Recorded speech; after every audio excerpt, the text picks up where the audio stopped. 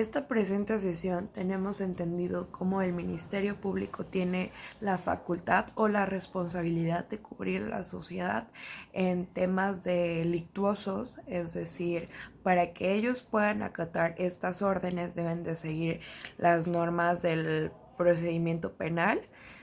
Si estas las incurren, pues estarían cayendo en una violación de los derechos humanos y vaya, esto también puede ser penado para ellos. El Código Nacional de Procedimientos Penales les da la facultad total para que puedan tener esa autoridad sobre algún tema delictuoso y pues de esta manera dar inicio a la preinstrucción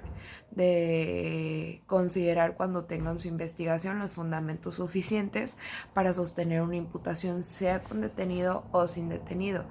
que en esta cada quien tiene sus diferentes áreas, las diferentes procedimientos que se llevan en cada una. Tenemos que tener en cuenta que en cualquier proceso el Ministerio Público, bueno, en este caso el agente del Ministerio Público puede realizar las diligencias que él quiera y cuantas veces quiera, siempre y cuando estén permitidas por la ley y, como se dijo anteriormente, estos no atenten contra los derechos humanos para efecto de acreditar la existencia del delito y las responsabilidades que estos tomando en cuenta un ejemplo, es decir, una escena del crimen, la primer persona que va a acudir al lugar es el primer respondiente que es enviado por parte del Ministerio Público. Este se encargará con ayuda de los peritos de hacer una cadena de custodia, la cual se trata de resguardar las pruebas que puedan existir dentro y que por ende no sean alterados por las personas que entren al área o los mismos peritos que están involucrados en la investigación del crimen. Tomando en cuenta que existen dos tipos de cadena de custodia, la que va afuera, es decir, cubriendo un perímetro de 5 metros, y luego la de adentro que cubre literalmente el área donde fue cometido el delito. Sabiendo esto, llegan las correspondientes autoridades, es decir, los demás agentes del Ministerio Público, la policía, en caso de heridos, las ambulancias y lo que con esto conlleva. También hay que tener en cuenta si existe un detenido o si no existe detenido para que se hagan las diligencias correspondientes y poder investigar en su caso quién fue el que cometió tal delito o si lo tienen a la mano, que se lleve su debida detención para no incurrir en ningún delito o ninguna falta que pueda alterar el juicio en contra del Ministerio Público. Como siguiente se pondrán las pruebas a disposición del juez, esto ya en una audiencia o en un juicio, el cual podrán ellos agregar más pruebas o eliminar pruebas que ellos crean que no van a ser necesarias o no se van a ocupar. Y pues conlleva toda la audiencia, se dictan las sentencias, pero siguiendo el debido procedimiento penal. Esto en la sesión inicial. Ya como siguientes sesiones que tuvimos, hablamos sobre la importancia que tuvo el fallo que emitió el juez en el caso de Florence Cassés, la francesa, en el año 2005, que fue de gran impacto ya que se dio cuenta que México no cuenta con las facultades necesarias para llevar un debido proceso o una correcta detención, ya que este caso fue muy nombrado porque fue vulnerado los derechos humanos de esta francesa, fue incomunicada, no se le dio acceso a su consulado.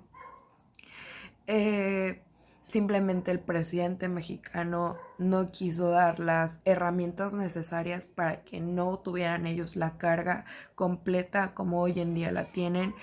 parece un chiste, pero realmente México no cuenta con las herramientas necesarias para decir que están cumpliendo con su sistema penal acusatorio necesario.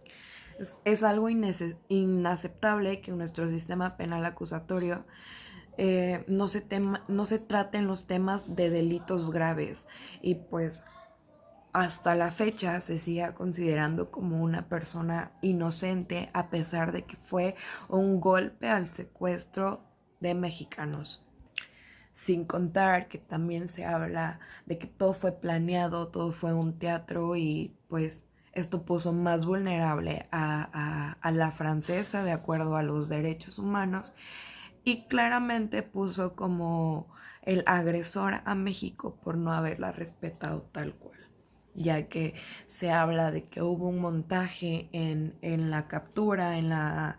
detención en flagrancia.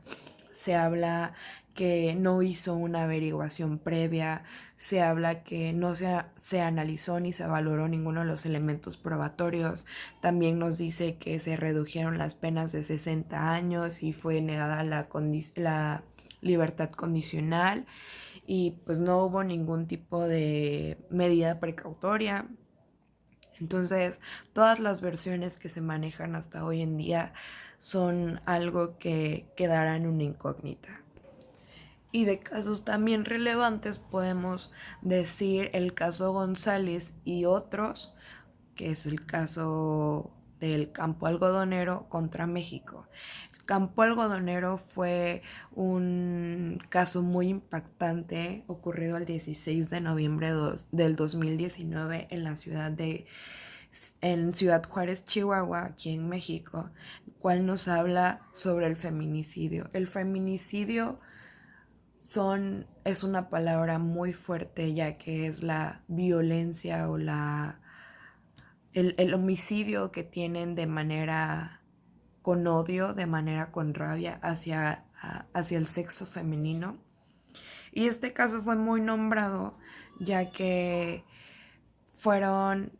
el famoso o las famosas muertas de Juárez. Es decir, en su momento, o bueno, hoy día México es un país machista, un país que está muy arraigado a la antigua, un país que simplemente el sexo femenino lo ven como el sexo débil. Y esto se da y esto se ve reflejado a partir del asesinato de más de 400 mujeres en este mismo estado. Todo esto inició con la demanda que tuvo lugar con la supuesta responsabilidad internacional que tuvo el Estado mexicano ante la desaparición y el asesinato de 3 jóvenes, de Claudia, de Esmeralda y de Laura, quienes sus cuerpos fueron hallados en un campo algodonero de la ciudad de Juárez el 6 de noviembre del 2001. Dando una introducción a todo lo que fue esto, podemos decir